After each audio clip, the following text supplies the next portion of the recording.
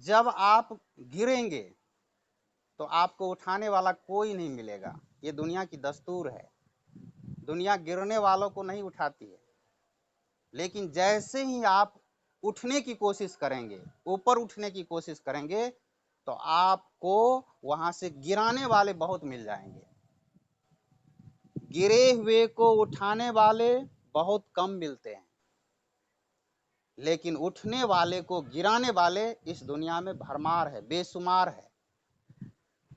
जो कोई उठना चाहता है उसको गिराने की भरपूर कोशिश की जाती है। ये दुनिया आपको गिराने की कोशिश करेगी, लेकिन अगर आप किसी कारण गिर जाते हैं, ये दुनिया आपको उठाने की कोशिश नहीं करेगी। यहाँ पर आपको खुद उठना पड़ेगा। आपके अंदर का जो बिलीफ सिस्टम है वही आपको उठाएगा, दुनिया आपको नहीं उठाएगी। इसलिए आज के समय में जरूरत है खुद को खुद से मोटिवेट करने की, अपने से अपने आप को मोटिवेट करने की, क्योंकि इस दुनिया में अभी डीमोटिवेट करने वालों की कमी नहीं है और मोटिवेट करने वाले बहुत कम मिलते हैं। आइए हम एक छोटा सा उदाहरण से आपको ये हम बतलाने की कोशिश कर रहे हैं कि अभी का जो बिलीफ सिस्टम है, अभी का जो विश्वास करने की प्रवृत्ति है, या लोगों को गिराने की जो कोशिश की जाती है, जहां हम विश्वास करते हैं वहां से जो धोखा खाते हैं, उस पर देखते हैं। कुछ ये कहानी है कुछ मेढकों की। एक बार की घटना है, कुछ मेढक जो है जंगल की ओर से ऐसे बढ़ते बढ़ते अचानक जो है वो एक गड्ढे में, जंगल से होते हुए कुछ मेढक जा रहे थे। चलते चलते रास्ते में जो है एक गड्ढे में दो मेढक, उस मेढक के समूह में से दो मेढक गड्ढे में गिर जाते हैं। अब ये दोनों मेढक कोशिश करते हैं गड्ढे से बाहर निकलने की, लेकिन निकल नहीं पाते हैं। अब जो मेढक गड्ढे से बाहर है, वो सभी मेढक इस गड्ढे वाले मेढक को डिमोटिवेट कर रहे हैं, यानी उसको बहुत, उसको ऐसा ऐसा निराशा भरी बातें उसके सामने कर रहे हैं, उसको डिमोट यानी करने की कोशिश कर रहे हैं, भरपूर कोशिश कर रहे हैं उसको गिराने की। यानी तो उसको कह रहे हैं कि तुम दोनों बाहर नहीं निकल सकते हो, कभी नहीं निकल सकते हो, तुम बेकार की कोशिश कर रहे हो, तुम गड्ढे में ही अब तुमको पूरा जीवन बिताना पड़ेगा, अब तुम गड्ढे से बाहर नहीं आ सकते हो। तो बाहर के सभी मेढक उसको डिमोटिवेट करने की कोशिश कर रहे हैं, जिस एक वजह से क्या होता है, दो में से एक मेढक जो गड्ढे में है, वह निराश होकर उन लोगों की बातों को सुन सुन करके वो हताश हो जाता है, निराश हो जाता है, और बेचारा अपनी जान गंवा बैठता है, मर जाता है। बचा एक मेढक, जो मेढक अंतिम सांस तक नहीं की, वो भरपूर कोशिश करता है, भरपूर कोशिश करता है, लगातार कोशिश करता है, लेकिन हार नहीं मानता है। और अचानक बरसात, तब तक में जो है वर्षा ऋतु आ जाती है, और वर्षा ऋतु के आ जाने से क्या हुआ, बारिश हुई। बारिश होने की वजह से गड्ढा भर जाता है, गड्ढे में पानी आ जाता है, और अचानक वो मेढक गड्ढे से बाहर आ जाता है।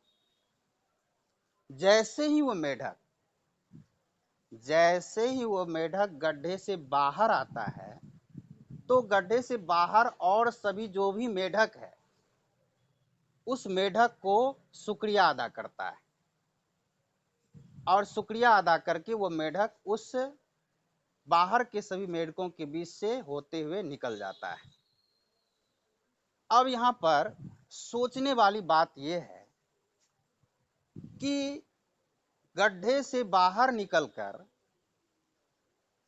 बाहर के मेढक को उस गड्ढे वाले मेढक ने शुक्रिया अदा क्यों किया, ये सोचने वाली बात। तो देखिए, वो शुक्रिया अदा इसलिए किया क्योंकि जो गड्ढे में मेढक था बाहर निकला, वो बहरा था, उसे सुनाई नहीं देता था, और जिसके कारण से बाहर से जो उसको डिमोटिवेट करने की कोशिश की जाती थी कि तुम कभी बाहर नहीं निकल सकते हो, तुम्हें गड्ढे में ही जीवन बितानी पड़ेगी, तो उसको लगता था क्या ये हमको मोटिवेट कर रहे हैं। वो तो डिमोटिवेट कर रहे थे, लेकिन उस तो बहरा था, सुन पा नहीं रहा था। तो मेढक सोच रहा था कि हमको बहुत ये प्रेरित कर रहे हैं, प्रेरित कर रहे हैं, बाहर आ सकते हो, तुम बाहर आ सकते हो, आ जाओ। और इसीलिए वो बाहर निकल करके सोचा कि इन्हीं लोगों की प्रेरणा से हम बाहर आ गए हैं, तो उसको शुक्रिया अदा कर देता है। यानी उस उसको वो शुक्रिया अदा करता है कि नहीं, और चला जाता है। तो यहाँ पर इस मेढकों की कहानी से हमें क्या सीख मिलती है, और बहुत बड़ी सीख मिलती है। सीख यह मिलती है कि जो मेढक बहरा नहीं था, वो बाहर के मेढकों की बातों को सुन सुन करके इतना निराश हो गया, निराशाओं में डूब गया कि वो अपनी जान तक गवा बैठा। लेकिन जो मेढक बहरा था वो सुना ही नहीं, और जब सुना ही नहीं तो उसमें निराशा आई नहीं, उसके भीतर जो है विश्वास बना रहा, और विश्वास के बने रहने की वजह से वह बाहर आ गया। तो इसी प्रकार जो बाहर दुनिया है, ये दुनिया ऐसे ही, जिस तरह से ये समझ लीजिए कि आप जब गड्ढे में हैं, गिरे हुए हैं, तो बहुत सारे लोग जो है आज के समय में लोगों को डिमोटिवेट करने की कोशिश करते हैं। तो आप अपने कान को क्या कर लेना है, इस कहानी से ये सीख मिलती है कि बहरे बन जाइए। क्योंकि अगर आप बहरे नहीं बनेंगे तो 2 नंबर का जो मेढक जो है, जो जो उसका हश्र हुआ वही हश्र हो जाएगा। ये दुनिया इतनी डिमोटिवेट करेगी कि आपको उस घाट तक उतार देगी। अगर आप वो 1 नंबर का जो मेढक है, जो बाहर आता है, जो जीतता है गड्ढे से बाहर निकलने में, वो मेढक बनते हैं, बहरे बन जाते हैं। कि ये जितनी लोग डिमोटिवेट करने की कोशिश करेंगे, बस सुनना ही नहीं है। सुन के भी ये समझना है कि नहीं, बिल्कुल हमारे कान के अंदर वो जाता ही नहीं, सुन के भी बहरा बन जाना है।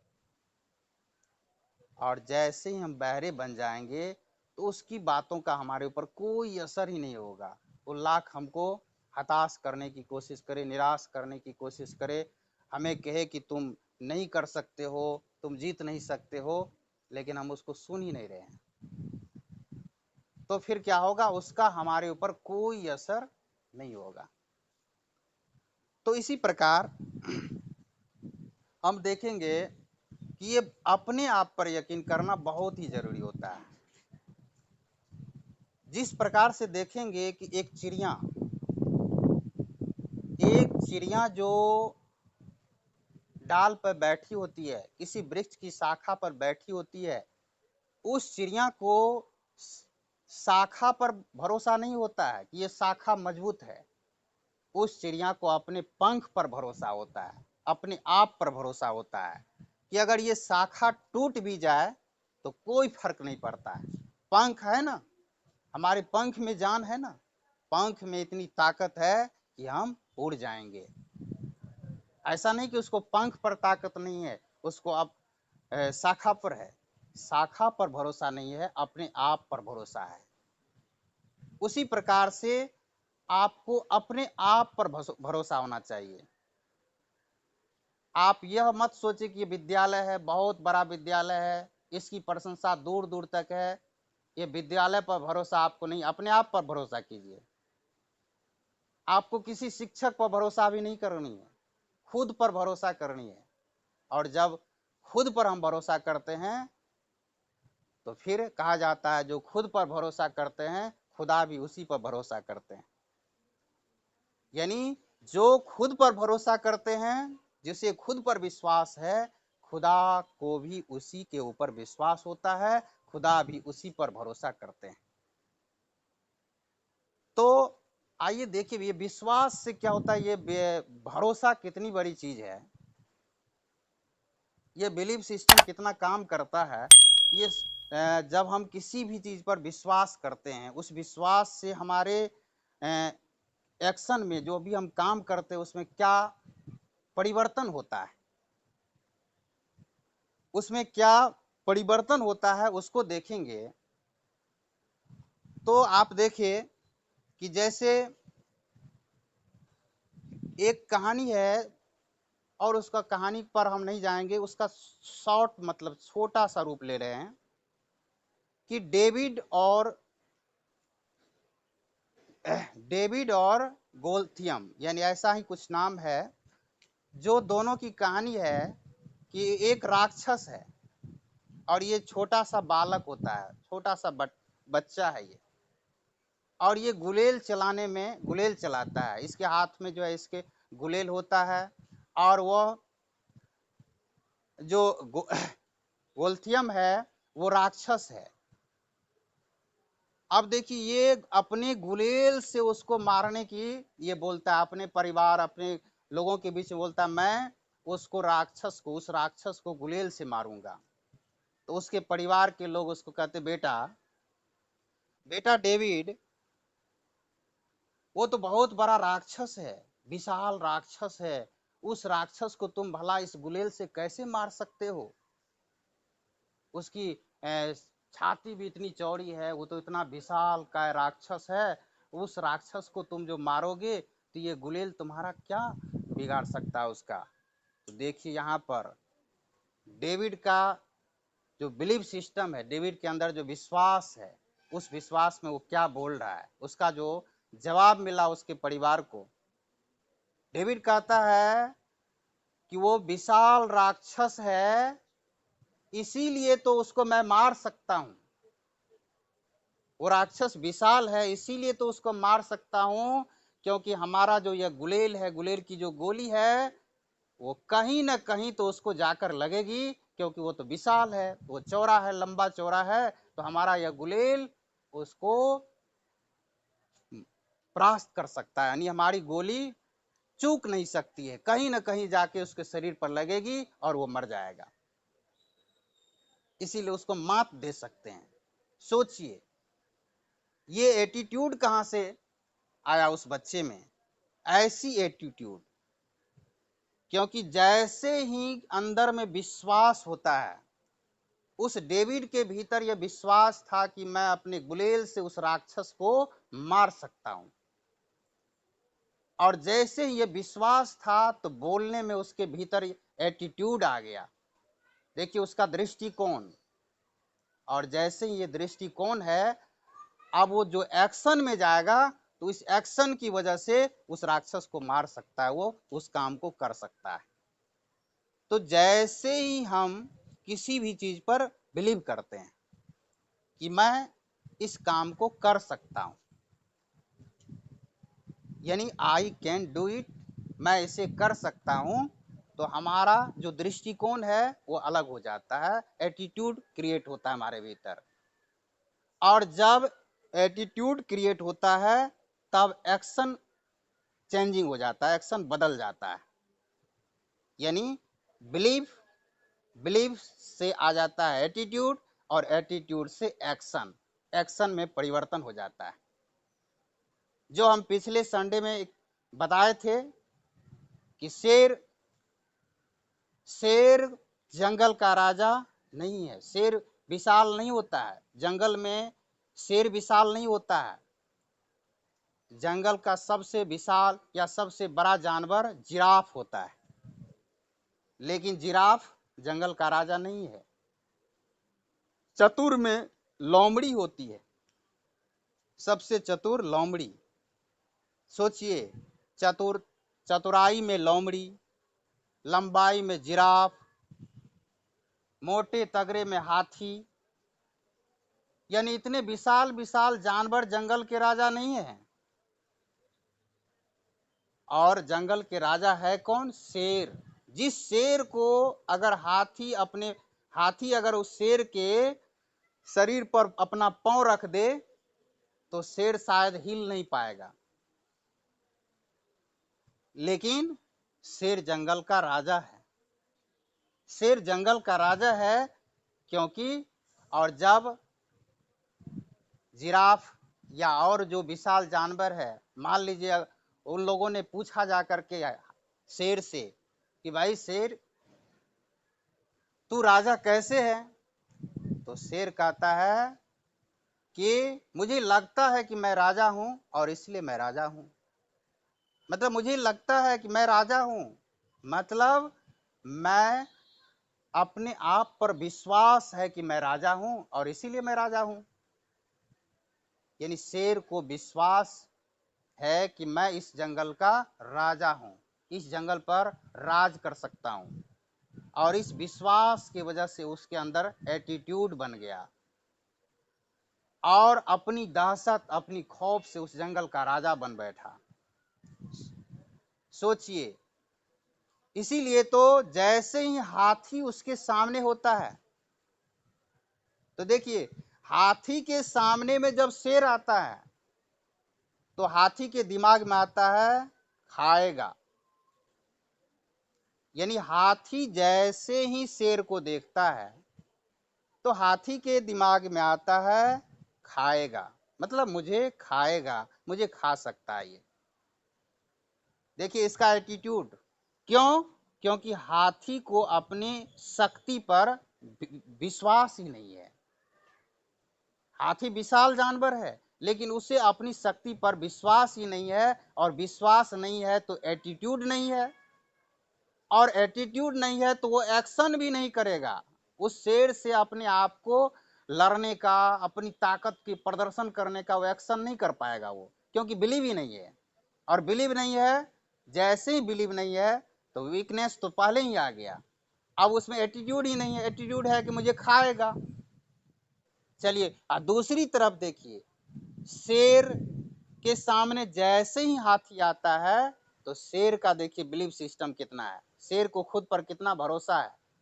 जैसे ही आता है शेर के दिमाग में आता है मैं इसे खा सकता हूं, मैं इसे खा सकता हूं। इसके दिमाग में आ रहा है कि मैं इसे खा सकता हूं। हाथी के दिमाग में आ रहा था कि ये हमें खा जाएगा।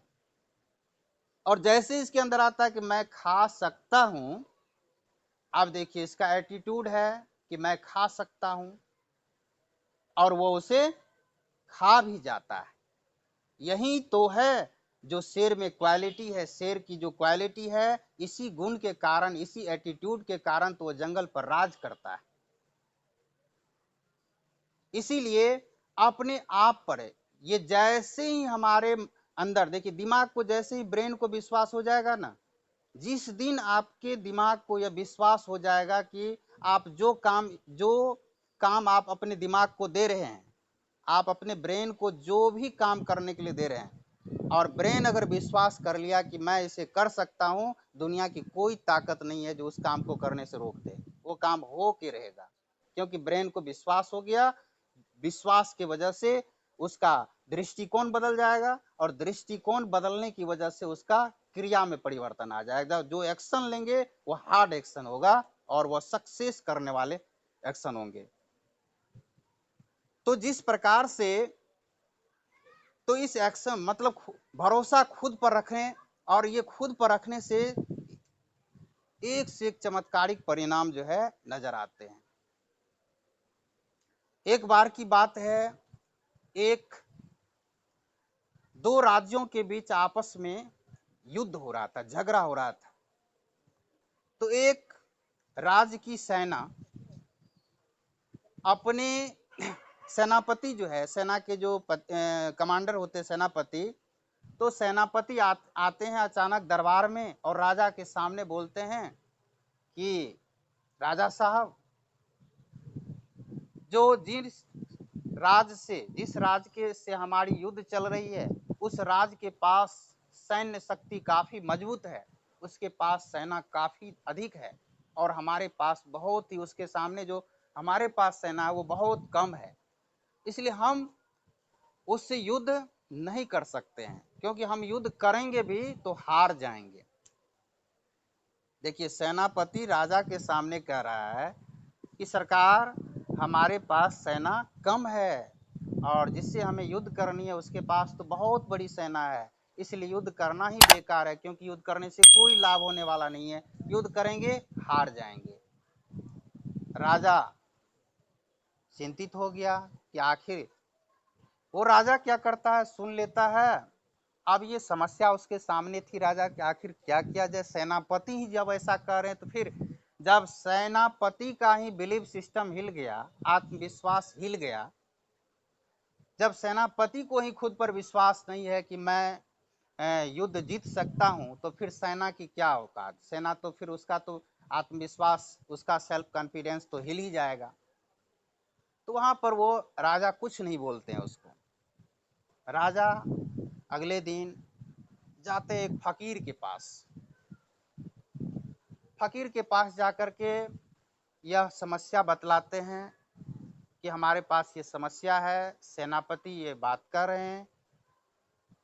तो फकीर क्या कह रहे, देखिए फकीर कह रहे राजा को एक कि आप उस सेनापति को कारागार में डाल दो, जेल में डाल दो।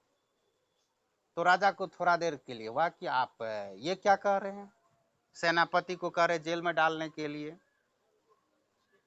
तो अगर हम सेनापति को ही जेल में डाल देंगे तो फिर सेना का नेतृत्व करेगा कौन, यानी सेना का लीडर होगा कौन, सेना का नेतृत्व युद्ध में कौन करेगा जब सेनापति को ही हम जेल में डाल देंगे। तो देखिए फकीर क्या कह रहे हैं कि उसकी चिंता तुम छोड़ दो,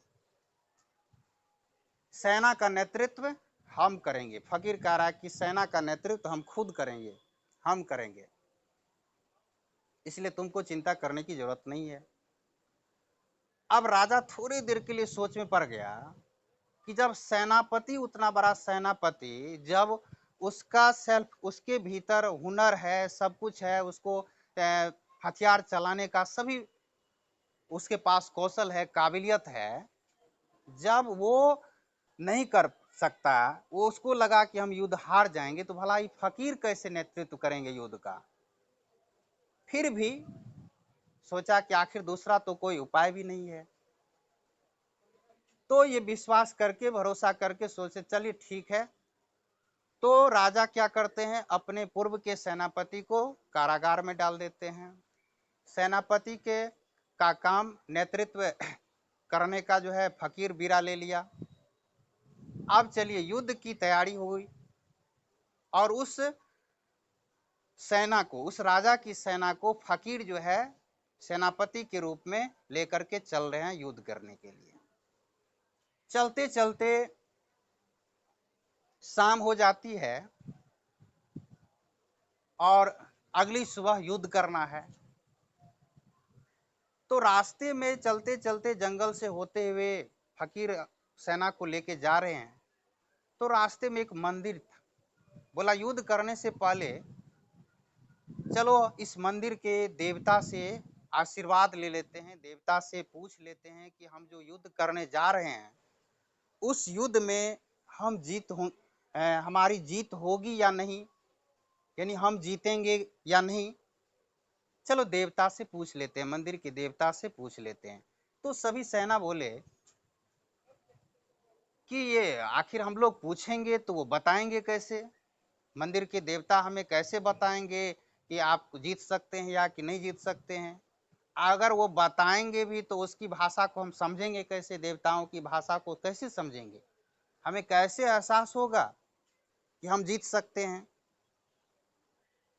तो बोले देखो वो जो मंदिर है ना, हम लोग चलो वहां जाकर के पूछेंगे और वापस आ जाएंगे। अगर मंदिर में से प्रकाश, लाइट अगर दिखना शुरू हो जाए तो समझ लेंगे कि देवता, हमें देवता का जवाब मिल गया कि हमारी जीत पक्की है।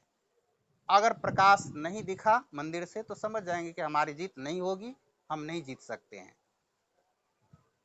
तो शाम ढली, जैसे ही अंधेरा हुआ, क्योंकि अंधेरा होने से पहले सभी सेना और सेनापति यानी फकीर उस मंदिर पर गए, मंदिर से के देवता से प्रार्थना की और उसको ये बोले कि हम जो युद्ध पर जा रहे हैं हम जीतेंगे या नहीं, इस बात की हमें इसका जवाब चाहिए और आप जवाब संकेत के रूप में हमें दें।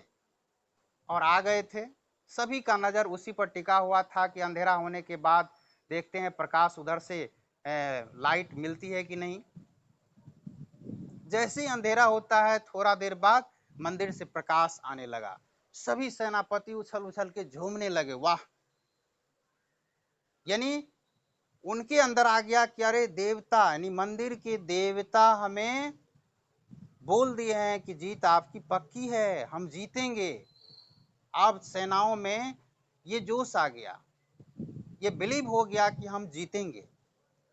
अब जैसे ही सेना को ये तय हो गया कि जीत हमारी होगी क्योंकि देवता का आशीर्वाद हमारे ऊपर है, यानी जैसे उसको लगा कि हम जीतेंगे, अब देखिए उस सेना का एटीट्यूड बदल गया, दृष्टिकोण बदल गया।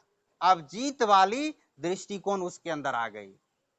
इससे पहले जो सेनापति नेतृत्व करते थे, जो सेनापति ही डिमोटिवेट थे, जो सेनापति खुद डिमोटिवेट थे, खुद निराश, खुद हताश थे, तो सेना भी हताश हो गए, निराश हो गए। अब जैसे ही ये फकीर जो सेनापति का काम कर रहे हैं, फकीर के तरकीब से जो ये बिलीफ सिस्टम आया सेनाओं में, और उससे सेना में जो उम्मीद और आशा जगी, और उसके अंदर जो जीत की भावना जगी, और उसके अंदर जो विश्वास आया, उस विश्वास से सेनाओं का एटीट्यूड चेंज हो गया। और जैसे ही चेंज हुआ तो अब जो युद्ध पर वो गया, उसके एक्शन में वो बिलीव, वो अपने अंदर का विश्वास और एटीट्यूड काम कर रहा था, और उसके साथ वो युद्ध लड़ा और युद्ध में जीत भी गया। और युद्ध जीत कर जैसे ही वो वापस आए, वहां से वह फकीर सेनाओं को लेकर के, सेना सभी एकदम झूमते गाते एकदम जीत की खुशी मनाते हुए राज दरबार में आते हैं। और सभी जो है सेना बोले, वाह, फकीर को शुक्रिया अदा करिए, फकीर के कारण हम सेना इस युद्ध को जीत पाए हैं। तो जैसे ही राजा फकीर को सम्मान, मतलब सारा चीज देना शुरू करते हैं, उसको सम्मानित करना शुरू किए, क्योंकि उस सोचे कि फकीर के बदौलत आज हम इस युद्ध को जीते हैं। तो फकीर कहते नहीं, ये सारा सम्मान और सारा क्रेडिट आपके सेना को जाता है। युद्ध मैंने नहीं जिताया, युद्ध में आपकी सेना की जीत है, युद्ध को हम नहीं जीते हैं। तो राजा अवाक हो गए, सेना सब भी अवाक हो गए कि हम लोग कहाँ से युद्ध, हम लोग तो हार गए थे सेनापति की वजह से, और आज जो इस बार हमारी जीत हुई है ये तो फकीर की वजह से हुई है। तब फकीर बोलते हैं कि देखिए, मंदिर से जो प्रकाश आ रही थी, वो प्रकाश, वो दीपक उस मंदिर में हमने जलाया, दिन में ही उस प्रकाश, उस दीपक को हमने जलाया, और जैसे ही अंधेरा हुआ उस मंदिर से वो प्रकाश दिखने लगा। और उस प्रकाश के दिखने से इन सेनाओं में क्या हुआ, जीत पक्की है, जीत सुनिश्चित है, ये एहसास हो गया, विश्वास हो गया कि जीत तो हमारी पक्की है, क्योंकि हमें देवताओं का आशीर्वाद मिल गया। और वह इस दृष्टिकोण से उसके एक्शन में भूचाल आ गया, परिवर्तन आ गया, और ऐसे विश्वास के साथ और ऐसी एक्शन लेकर के वो युद्ध लड़ा कि उसकी जीत हो गई। इसीलिए सारा श्रेय, सारा सम्मान सेनाओं को मिलना चाहिए। तो देखिए यहां पर, यानी हारे हुए को जो हार गया था, उसकी हार, जब ये सोचा कि हमारी हार सुनिश्चित है, तो सेना कमजोर पड़ गया। सेना सोच लिया कि नहीं, हमारी हार तो सुनिश्चित है, हम हारेंगे ही। और जैसे उसके भीतर आया तो देखिए सेनापति हार गया, सेना हार गया, उसके अंदर की शक्ति कमजोर पड़ गई। और जैसे ही फकीर के तरकीब से ही सही सेनाओं के अंदर में ये आया जीत, कि हमारी जीत सुनिश्चित है, हम जीतेंगे, और जैसे ही हम जीतेंगे का उसके अंदर एहसास हुआ, देखिए उसके अंदर की शक्ति जग गई, अंदर का जो ताकत था वो काम करने लगा और वो जीत गया। तो जब ये देखिए विश्वास खुद पर ये कितना कारगर होता है, कितना कारगर है, ये कितनी मजबूत है। इसलिए विश्वास जो है बहुत ही बड़ी चीज है। इस विश्वास के अभाव में व्यक्ति कुछ नहीं कर सकता है। अगर विश्वास नहीं हो तो इस दुनिया की छोटी से छोटी काम को भी आप छोटे से छोटे काम में भी सफल नहीं हो सकते हैं, और यदि विश्वास हो तो बड़ी से बड़ी मंजिल को भी आप पा सकते हैं। लेकिन ये विश्वास औरों पर नहीं, खुद पर हो, और जब आपको खुद पर विश्वास होता है तब दुनिया आप पर विश्वास करने लगती है, तब दुनिया आपको पर विश्वास करना शुरू कर देती है। तो खुद पर भरोसा होना बहुत ही जरूरी होता है। और ये बिलीफ सिस्टम देखिए कि ये जीवन जो है, इस भरोसा को समझने के लिए, इस विश्वास को समझने के लिए, या सेल्फ कॉन्फिडेंस को समझने के लिए, जिस पर जीवन में आत्मविश्वास को समझना है, तो इसको एक समझिए गेम की तरह, खेल। अगर आप खेल को समझ गए तो समझिए जीवन को समझ गए। यह जीवन एक गेम की तरह है, जीवन एक खेल है। जैसे हम बहुत देर तक ये सोचते रहे कि आखिर ये आत्मविश्वास होता क्या है, आत्मविश्वास क्या है, कैसे इस आत्मविश्वास को इंक्रीज किया जा सकता है, कैसे इस आत्मविश्वास को बढ़ाया जा सकता है, कैसे इसको मजबूत किया जा सकता है। तो मेरे दिमाग में चलते चलते चलते चलते एक बात आती है, खेल, नियम। यानी जीवन एक गेम है, जीवन एक खेल है। तो जिस प्रकार से अगर खेल के नियम को अगर आप समझ लेते हैं तो आप खेल में जीत सकते हैं, और नियम नहीं समझे तो जीत के भी हार सकते हैं। ये जीवन भी उसी तरह से है, ये खेल है। जीवन के इस गेम को जो समझ लेते हैं इस जीवन को का आनंद लेते हैं वो, और इस जीवन के गेम को नहीं समझ पाते हैं वो आनंद नहीं ले पाते हैं। तो देखिए, आप क्रिकेट को ही लें तो आप क्रिकेट को देखेंगे कि क्रिकेट में भी बहुत सारे नियम होते हैं। उसमें देखिएगा कि सभी का काम अलग अलग होता है। कोई बल्लेबाज होते हैं, कोई बैट्समैन होते हैं, कोई फील्डिंग करने वाले होते हैं, कोई एम्पायर होते हैं। लेकिन क्या जो बल्लेबाज होते हैं कभी उसको फील्डिंग भी करना पड़ता है, कोई बॉलर होता है तो वो बल्लेबाजी का भी काम करते हैं। यानी क्रिकेट के अंदर जो भी काम होता है वो सभी करते हैं। एक ऐसा होता है ऑलराउंडर होता है, यानी कि सभी काम को कर सकते हैं। कुछ ऐसे होते हैं कि सिर्फ वो बॉलर है तो बॉलर का ही काम करते हैं। लेकिन सबसे बड़ी सफलता उसको मिलती है जो ऑलराउंडर होते हैं। यानी जीवन में अगर बनना हो तो ऑलराउंडर बनना चाहिए। कि आपको, क्योंकि आप जैसे ही सोचते हैं हमें क्रिकेट खेलना है तो क्रिकेट पर आपका फोकस है, तो क्रिकेट से जुड़ी हर चीज आपको करनी पड़ सकती है। क्योंकि हमें दोनों तरीके से जीना सीखना चाहिए। किसी एक काम को, किसी एक, जैसे हम ये सोचते हैं कि ना हम बॉलर है, हम बल्लेबाजी क्यों करें, हम बल्लेबाज है, हम बॉलिंग क्यों करेंगे, नहीं हम बल्लेबाज है, अगर हमको फील्ड में दे दीजिएगा तो नहीं आएगा, हमारे सामने से गेंद गुजर जाएगा लेकिन हम कैच नहीं कर सकते हैं, नहीं करेंगे, सामने से भी आ जाएगा तो नहीं करेंगे। तो ऐसे खिलाड़ी कितने देर टीम में टिकेंगे। तो देखिए, खेल को जो समझ जाते हैं, खेल के नियम को जो समझ जाते हैं वही खेल में टिके हुए रहते हैं। मान लीजिए कि आपने थोड़ी सी मेहनत की, थोड़ा सा प्रयास किया और आप इंडिया टीम में सिलेक्शन आपका हो गया, सेलेक्ट हो गए। लेकिन उस इंडिया के टीम से बाहर निकलने में आपको कितना देर लगेगा। सफल हो जाना बहुत बड़ी बात नहीं है, सफल बने रहना बहुत बड़ी बात है।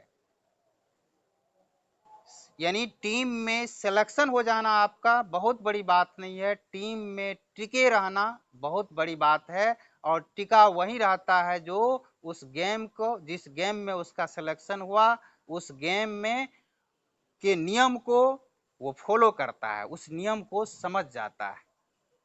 नियम समझना जरूरी होता है, अगर वो समझ लेता है तो वही टिका हुआ रहता है किसी भी क्षेत्र में। और ऐसे जैसे तो सफल हो जाना अलग बात है, थोड़ा देर के लिए मिल गई सफलता और फिर हम आ गए अपने जगह पर। तो यह जीवन को भी है, जीवन जी लेना तो अलग बात है। जीवन हर कोई जी लेता है, कुत्ता बिल्ली भी जीवन जी लेते हैं, यूं ही जीवन को जी लेना तो। लेकिन जीवन का जो दस्तूर है, जीवन के जो नियम है, जीवन के जो कायदे हैं, उन सारी चीजों को अपने भीतर विकसित करते हुए तब जीना, वो बहुत बड़ी बात है, वो बहुत बड़ी बात है। तो ये जिस प्रकार से खेल के सारे नियम, उस खेलना सीखिए।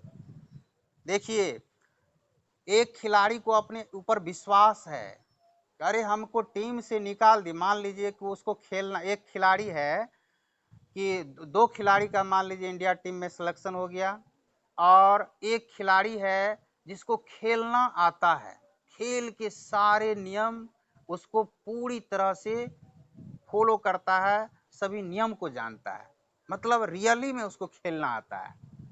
एक ऐसे खिलाड़ी है जो उसकी रियली में खेलना नहीं आता है, लेकिन हो सकता है बाय चांस उसका सिलेक्शन हो गया, तो आप देखेंगे। लेकिन किसी कारणवश हो सकता है कि अभी तो घुसखोरी का साम्राज्य फैला हुआ, मान लीजिए जिसको रियल में खेलना आता है उसी को उसको टीम से बाहर निकाल दिया गया,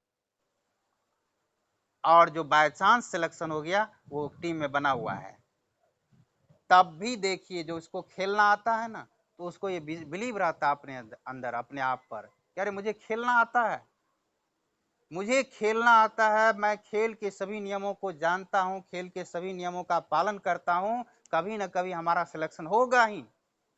और देर सवेर उसी का सिलेक्शन होता है परमानेंट रूप से। और जो ये सोच चला गया है, उसके दिल में देखिए बैठा हुआ रहता है, अरे हमको तो खेलना आता नहीं, हम तो खेल के नियम को जानते नहीं है, बाय चांस यानी हमारा रिजर्वेशन कोटा में, यानी रिजर्वेशन में या किसी कारणवश हम आ गए हैं। अब देखिए उसके अंदर होता है अपने आप पर विश्वास ही नहीं है, और विश्वास नहीं है तो उसके मन में है कि हो सकता है कभी हमको बाहर निकाला जाए। वो सोच, देखिए वो सोच रहा है कि हमें हो सकता है कि हमें तो खेलना आता नहीं, हम कभी ना कभी बाहर हो जाएंगे। और एक को है कि हमें खेलना आता है, हमें कभी ना कभी टीम सिलेक्शन करेगी ही। तो देखिए, जीवन में भी जिसको खेलना आता है वो जीवन के इस गेम को अच्छी तरह से खेल लेते हैं, चाहे दुनिया उसको कितनों गिराने की कोशिश करे, वो गिर नहीं सकता, क्योंकि अपने आप पर विश्वास होता है। इसीलिए खुद पर भरोसा रखना बहुत ही जरूरी होता है। आप देखिए, आप में से सभी बाहुबली को देखे होंगे, बाहुबली मूवी है, और उसमें देखेंगे कि एक क्षण में जो बाहुबली 1 मिनट पहले पूरा सर से लेके पांव तक लेस रहता है सोना से, आभूषण से, उसकी जो पोशाक है उसके शरीर पर सोना से लदा हुआ है, और 1 मिनट बाहुबली को नहीं लगता है, अपना सारा कुछ उतार करके जनता के बीच चला जाता है, जनता की सेवा में जनता के साथ हो जाता है।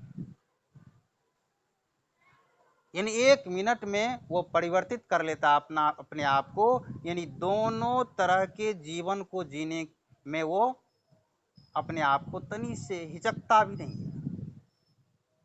आप भगवान राम के जीवन को देखें कि जो भगवान राम, थोड़ा देर पहले उसका राज्याभिषेक होता है, उसको राजगद्दी पर बैठाया जाता है, राज्याभिषेक होता है, मुकुट सारा चीज उसके शरीर पर, और अगले ही क्षण उसे जब 14 वर्ष का वनवास मिलता है, तुरंत अपना ये सारा चीज उतार करके और उस 14 वर्ष के वनवास को स्वीकार कर लेता है, वो भी खुशी खुशी। यहाँ पर हमें ये शिक्षा मिलती है इस दोनों के जीवन से, बाहुबली और भगवान श्री राम के जीवन से, कि हालात चाहे जैसी भी हो, परिस्थिति चाहे जैसी भी हो इस जीवन में, ये जरूरी नहीं कि परिस्थिति हमेशा एक समान रहे। कभी हमारे सामने परिस्थितियां बिल्कुल विपरीत भी हो जाती है और कभी परिस्थितियां हमारे अनुकूल होती है। हम जैसा चाहते हैं हमारे अनुकूल परिस्थितियां होती है और कभी परिस्थितियां प्रतिकूल हो जाती है। जीवन में दोनों तरह की परिस्थितियां आती है, आती रहती है और आती रहेगी। लेकिन इस दोनों तरह की परिस्थितियों का आप स्वागत करें, वेलकम करें। दोनों तरह की प्रतिकूल परिस्थिति में भी वैसे ही रहना है जैसे कि आप अनुकूल परिस्थिति में रहते हैं, और दोनों को एंजॉय करना है बराबर। यानी प्रतिकूल परिस्थिति को भी उतनी ही तरीका से आनंद लेना है और जैसे आप अनुकूल परिस्थिति में आनंद लेते हैं। देखिए, इसी से एक याद आ गया, एक लड़का जो है, जिस लड़का को स्लाइडिंग करने का यानी कि बर्फ पर फिसलने का बहुत ही शौक था और वो दुनिया को नापना चाहता था स्लाइडिंग से, मतलब ये दुनिया में यानी अपना एक पहचान बनाना चाहता है। यानी लड़का पहचान बनाना चाहता, अपनी पहचान इस दुनिया में कि स्लाइडिंग में नंबर 1 हो। लेकिन होता क्या है उसके साथ, देखिए, कुछ दिन के बाद वह अभ्यास भी करता है स्लाइडिंग का, ये प्रयास भी करता है, कोशिश भी कर रहा है, लेकिन किसी कारणवश वो बीमार पड़ जाता है। बीमार होने की वजह से उसके पैर में पैर कमजोर हो जाती है और जब हॉस्पिटल में भर्ती होता है तो और जब उसे कई दिन वो हॉस्पिटलाइज होता है, हॉस्पिटल में जब उसको होश आता है तो होश आने पर उसे यह पता चलता है कि हमारे दोनों पांव नहीं है। जिस लड़का ने स्लाइडिंग में नंबर 1 बनने की चाहत रखा हो, दुनिया में अपनी पहचान बनाना चाहता था, अब देखिए पैर ही नहीं है जिस पैर से वो स्लाइडिंग करता, लेकिन उसके अंदर के बिलीव सिस्टम को देखिए। वो लड़का यानी वहां से जब आता है तो थोड़ा देर के लिए वो सोचता है कि पैर ही नहीं है और स्लाइडिंग हम करना चाहते थे, अब कैसे होगी। लेकिन डॉक्टरों ने उसको बताया कि कोई बात नहीं बेटा, पैर नहीं है तो जो मैन मेड जो है पैर लग जाएगा, आर्टिफिशियल पैर आपको लगा दिया जाएगा और इस आर्टिफिशियल पैर से आप चल फिर सकते हो। तो उस लड़के को आर्टिफिशियल पैर लगाया गया। अब उस आर्टिफिशियल पैर लेकर के दोस्तों के बीच बैठता है और दोस्तों के सामने वो क्या बतलाता है, थोड़ा देर सोचिए। उस पैर से ही वो स्लाइडिंग करता है और मजे में करता है। और जब दोस्तों के बीच बैठता है तो क्या बोलता है कि दोस्त, वो जो करता है बहुत अच्छा करता है, मतलब ईश्वर जो करता है वो बहुत अच्छा करता है। तो दोस्त लोग बोलते हैं कि वो कैसे? बोले हमारे पैर थे वो भी अच्छे थे और पैर नहीं है वो तो बहुत अच्छे हैं। बोला वो कैसे? बोले देखो, जब पैर था हमारा, नेचुरल पैर था हमारे पास, उस पैर से उससे लेकर के जब हम जाते थे स्लाइडिंग करने तो हमारी पैर अकड़ जाती थी, जम जाती थी। यानी उस बर्फ की ठंड को पा करके पैर जम जाती थी, अकड़ जाती थी। तो जितनी देर तक हमें करना चाहते थे नहीं कर पाते थे। लेकिन आज वो पैर नहीं है, ये आर्टिफिशियल पैर है। इस पैर से तो जितना मन उतना देर तक उस पे हम टिके रहते हैं, न जमने की कोई खतरा है और ना जो है अकड़ने की कोई खतरा है। आराम से लंबे टाइम तक जो है स्लाइडिंग करते हैं, इसलिए मजा में है। यानी थी तो भी अच्छा, पैर थी तो अच्छा, पैर नहीं है तब भी कोई फर्क नहीं पड़ता है, क्योंकि विश्वास खुद पर था। देखिए, उसे अपने पैरों पर विश्वास नहीं था, उसे खुद पर विश्वास था कि हम ये काम को कर सकते हैं। भरोसा खुद पर था, पैर पर भी भरोसा नहीं था। जैसे देखिए, आप जो भरोसा करते हैं कि अब इस काम को कर सकते हैं, बहुत ऐसे लोग हुए इस धरती पर जिसे विश्वास था कि हम इस काम को कर सकते हैं, लेकिन प्रकृति ने, कुदरत ने उसके पैर छीन लिए, किसी के हाथ छीन लिए, किसी के आंख छीन लिए, किसी के आंख की रोशनी छीन लिए, किसी के कान की सुनने की क्षमता खो दिए किसी ने, लेकिन उसके मन के अंदर ये विश्वास था कि इस काम को हम कर सकते हैं। तो कुदरत के इस छीनने के बावजूद भी उस काम को वह एक जो पूर्ण पूर्ण व्यक्ति होता है, जिसका सभी अंग पूर्ण है, उससे भी कहीं बेहतर कर पाया है वो। तो ये लड़का कह रहा है कि हम इस पैर थी तो अच्छा था, और पैर नहीं भी है तो उससे बहुत अच्छा है। ईश्वर जो करता है वो बहुत ही अच्छा करता है, क्योंकि ईश्वर ने देखा कि ये तो दुनिया में स्लाइडिंग में नंबर 1 बनना चाहता है, लेकिन इस पैर को लेकर के नहीं बन सकता है, क्योंकि ये पैर इसका जम जाएगा, अकड़ जाएगा, इसलिए चलो इसको काट देते हैं, पैर हटा देते हैं पैर, और जो पैर आएगा उस पैर से ये दुनिया में नंबर 1 हो सकता है। वो लड़का कोच बन जाता है, स्लाइडिंग का सिखाता है, ट्रेनर बन जाता है। तो देखिए, कभी कभी क्या होता है, ये कुदरत ऐसे भी कामों को करते हैं। तो आप देखेंगे, जो आपके टीवी सीरियल पर सुधा चंद्रन करके आती है, वो इसकी कहानी आप हिंदी के किताब में भी पढ़ेंगे।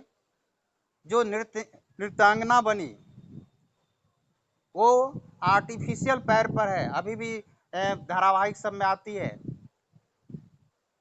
सोचिए, उसके अंदर नाचने के लिए पैर चाहिए, लेकिन वो पैर के न होने के बावजूद भी फेमस नृत्यांगना बनी, प्रसिद्ध। तो पैर की जरूरत है कि हौसले की जरूरत है, विश्वास की जरूरत है, और खुद पर विश्वास की जरूरत है। आप जो करना चाहते हैं ना, आप जिस क्षेत्र को चुनना चाहते हैं, जितनी सफलता चाहते हैं, उसके लिए आपको अपने आप पर विश्वास होना बहुत जरूरी है। तो आज का यह क्लास पूर्ण रूप से यानी इसी पर आश्रित था, क्योंकि जो स्थितियां परिस्थितियां आती है ना, हम उसी परिस्थिति पर आधारित क्लास रखते हैं, टॉपिक भी हमारा उसी पर चला जाता है। क्योंकि फिलहाल जो इस 3 महीने से अधिक इस क्लास को हुआ है, और इस 3 महीने में इतने तरीके, इतना कुछ हमको सीखने को मिला है। इतने परिवार से, जितने परिवार के बच्चे हमारे इस मोटिवेशनल क्लास के अंदर आए, और जितने बने हुए हैं, उससे तो हमको बहुत कुछ कम सीखने के लिए मिला है, लेकिन जितने छोड़ के गए हैं उससे बहुत कुछ सीखे हम। तो ये दोनों तरफ से, यानी कि इस 3 महीने में हम बहुत कुछ सीखे हैं, और हम जो अनुभव करते हैं उस पर आधारित वो टॉपिक चलाता है। तो अभी देखें कि जो हमारे साथ घटना घटित हो रही है, वो घटना आगे हर किसी के साथ घटित हो सकती है। उस घटना के समय आप अपने आप को कैसे मेंटेन करेंगे, किस प्रकार से उस परिस्थिति में भी आप अपने आप को कैसे मोटिवेट रख सकते हैं, इसी के आधार पर यह क्लास आज का था, कि भरोसा खुद पर रखें, ना कि दुनिया पर। दूर तक समुद्र में उड़ने वाले पक्षी को जहाज पर भरोसा नहीं होता है कि कहीं पर जहाज होगी, अपने पैर पर, अपने पंख पर भरोसा होता है कि हम उतनी लंबी यात्रा करके हम समुद्र को लांघ सकते हैं, पार कर सकते हैं। तो ये जो क्लास था, जैसे हम अपने आप पर ये सोचे कि नहीं, इस क्लास के अंदर ऐसे ही आएंगे जाएंगे, या आना जाना लगा रहेगा, लेकिन आना जाना, फिक्र मत करिए, आना जाना नहीं लगा रहेगा। इस नियम को भी हम पूरी तरह से, क्योंकि हम इस क्लास को पूर्णतः पूजा की तरह करते हैं, मतलब ये हम समझ लीजिए कि हमारा यह मोटिवेशनल क्लास नहीं है। इस क्लास को हम एकदम जैसे लोग कोई पूजा करते हैं ना, उतनी जितनी श्रद्धा से लोग पूजा करते होंगे, शायद उससे 100 गुना ज्यादा श्रद्धा के साथ हम इस क्लास को करते हैं। यानी 100 गुना ज्यादा प्रेम से इस क्लास को हम करते हैं। तो जो इंसान इतनी बिलीव के साथ इस क्लास को कर रहे हैं और उस क्लास का अगर कोई अनादर करे, ऐसे लोगों की जरूरत इस क्लास को नहीं है। ना ऐसे बच्चे चाहिए हमको इस क्लास में, और ना ऐसे पेरेंट्स इस क्लास के अंदर, ऐसे लोगों की जरूरत नहीं है। क्योंकि हमने यह भी लिखा था इस क्लास, एक मैसेज दिया थे जो कि हमारे सभी चीज पर लगा हुआ है कि अगर आप देखे होंगे, आप लोग पढ़े भी होंगे, इस मोटिवेशनल क्लास को में जो भी शामिल करना या करवाना चाहते हैं किसी को, तो शीघ्र ही संपर्क करें। और उसमें हम दिए थे कि हम इस क्लास से चयन कर रहे हैं। चयन क्या कर रहे हैं? ऐसे बच्चों का चयन कर रहे हैं। हम ऐसे बच्चों का चयन कर रहे हैं जो बच्चे इतिहास पढ़ना और व लिखना, सिर्फ पढ़े और लिखे नहीं, जो इतिहास रचने वाले हो। और जो इतिहास रचना चाहते हो, जो इतिहास रचने वाले हो, ऐसे बच्चों की ही जरूरत है। ऐसे बच्चे ही सिर्फ जो है इसमें टिकेंगे भी। टिकना आसान बात नहीं है। अगर आप टिके हैं तो ये समझ लीजिए कि बहुत बहुत कृपा है आपके ऊपर, कुदरत की और आपके माता पिता की। अगर आप इस क्लास से बने हैं तो अपने अपने पेरेंट्स को धन्यवाद देना चाहिए, और उस कुदरत को, उस तीसरी शक्ति को भी धन्यवाद देना चाहिए कि आप बने हुए हैं।